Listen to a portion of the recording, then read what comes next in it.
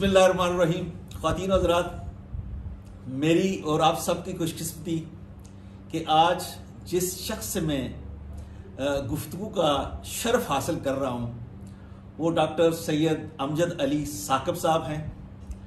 اور ڈاکٹر امجد علی ثاقب صاحب ایک ایجوکیشنسٹ ہیں، اور ایجوکیشنسٹ ہونا اٹ سیلف ایک بہت بڑے اعزاز کی بات ہے. اور ان کا بڑا اعزاز شاید یہ ہے کہ پاکستان کے اندر جو ٹاپ کلاس کی ایڈمنسٹریٹو آرم ہے پاکستان کی، جو بیوروکریسی ہے، انہوں نے اس بیوروکریسی کو سالوں ٹرین کی. جی، میرا نام لمبا ہوتے ہوتے ڈاکٹر سید امجد علی ثاقب ہو گیا، اور میں چاہتا ہوں کہ صرف ثاقب کہہ کے مجھے پکار لیا جائے تو بولنے میں آسانی ہو. اصل میں نام جب بڑے ہو جاتے ہیں تو شخصیات چھوٹی ہو جاتی ہے. تو بہرحال جیسا کہ انہوں نے فرمایا، میں نے اپنا کیریئر تعلیم سے کیا کراچی یونیورسٹی سے، اور اس کے بعد میں سول سروسز ٹریننگ انسٹیٹیوشن میں آ گیا، جس کا نام national institute of public administration ہے، اور آج کل وہ نام بھی بدل کر کے نیشنل انسٹیٹیوٹ آف مینجمنٹ ہو گیا ہے. اور ہمارا یہ جو ٹریننگ کا پورا سیٹ اپ تھا، یہ national school of public policy کے انڈر آ گیا ہے. یہ ایک ادارہ 17ویں ترمیم کے ساتھ آئینی یہ بنا تھا، اور یہ اس کے جو نیشنل انسٹیٹیوٹ آف مینجمنٹ کے حصے ہیں، یہ چاروں صوبوں میں ہے: کراچی، لاہور، پشاور، کوئٹہ. تو اس طرح سے یہ سول سروس کی ٹریننگ کرتے ہیں.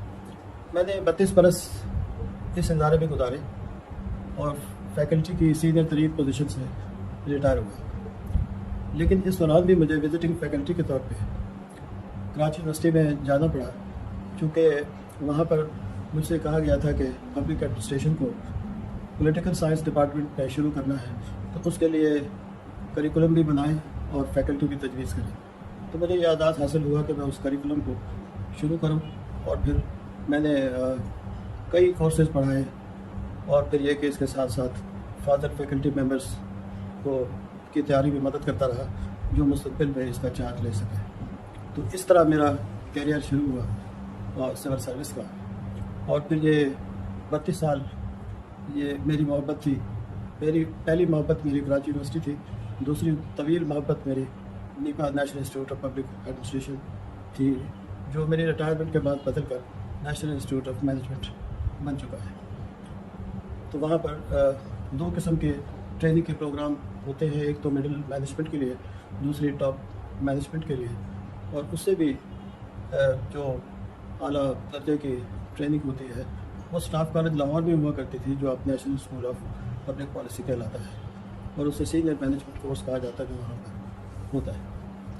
تو نیپا میں جو شرکائے کورس آتے تھے انہیں گریڈ 19 سے 20 پہ ترقی میں جانے کے لیے اس کورس کو لازمن کرنا پڑتا تھا، اور اس پہ لکھی ہوئی جو رپورٹ تھی وہ ان کے اگلے کامیابیوں کا بنیاد بنتی تھی.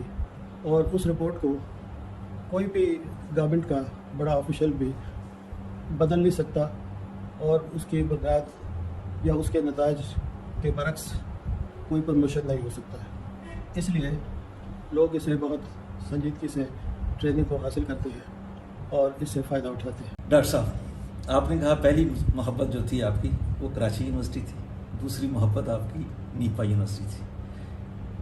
انسان کے اندر ایک تیسری محبت ہوتی ہے، شاید وہ آپ کی زندگی کو بدل دیتی ہے.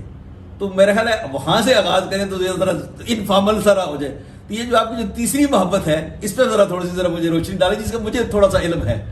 تیسری محبت تو میری ایک اوپن اینڈڈ فیلڈ میں تھی، اور وہ ایجوکیشن کا تھا. اور اس پہ میں نے بہت مطالعہ بھی کیا، اور اپنے سابقہ تجربے سے اس محبت کو عشق پہ بدلنے کی کوشش کی، اور وہ عشق ہی ہو گیا. چونکہ میں نے اس پہ بہت مطالعہ کرنے کی کوشش کی. مطالعہ کرنے کا کے فائدے تو بہت ہیں، لیکن ایک نقصان یہ ہوا کہ مجھے اپنی جہالت کا بہت احساس ہونے لگا کہ میں تو کچھ بھی نہیں جانتا. میں تو سمجھتا تھا کہ میں بڑی سینئر بیوروکریسی کو ٹریننگ دیتا ہوں اور بہت پڑھا لکھا انسان ہوں، لیکن اس کے بعد مطالعے میں مجھے پتہ چلا کہ میں کچھ بھی نہیں جانتا. اچھا، ایک بات یہ ہے کہ میں نے وہاں پر ان اداروں میں جو ٹریننگ کے تھے بہت کچھ سیکھا، اور ساتھ ساتھ چونکہ یونیورسٹیوں میں پڑھایا بھی، تو میں نے جو کچھ سیکھا وہ ان سیکھنے والوں سے سیکھا، یعنی طالب علموں سے اور یہ شرکائے کورس سے، کیونکہ یہ اتنے انٹیلیجنٹ سوالات کرتے تھے کہ مجھے بعض اوقات کتابیں کنسلٹ کر کے اپنے مطالعے کو بڑھانا پڑتا تھا، اور وہ ریلیونٹ جو سوالات ہیں ان کے جوابات تلاش کر کے ریلیونٹ جواب دینے کے لیے.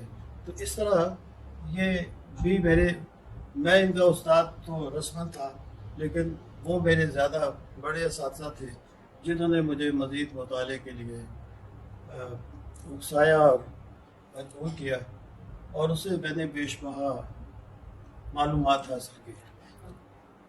بیوروکریسی سے ہٹنے سے پہلے میں ایک بات کہہ دوں کہ ہمارے ملک کی بیوروکریسی بڑی محب وطن ہے. اگر اس کو پولیٹیسائز کیا گیا، جو کہ ہوتا ہے آج کل کس حد تک، تو اس میں پھر کرپشن کا عنصر بڑھنا شروع ہوتا ہے. تو اس لیے اس کو پروفیشنلزم اس کا برقرار رکھنا چاہیے. یہ بیوروکریسی پاکستان میں ہی نہیں پوری دنیا میں ریڑھ کی ہڈی کی حیثیت رکھتی ہے گڈ گورننس کے لیے اور کسی بھی گورننس کے لیے. اس لیے کہ جب عوام میں سے کوئی منتخب ہو کر وزیر بنتا ہے، وہ اپنی کسی بھی کاروبار سے وابستہ ہوتا ہے، اسے نہیں معلوم کہ حکومت کے امور کو کس طرح چلانا ہے.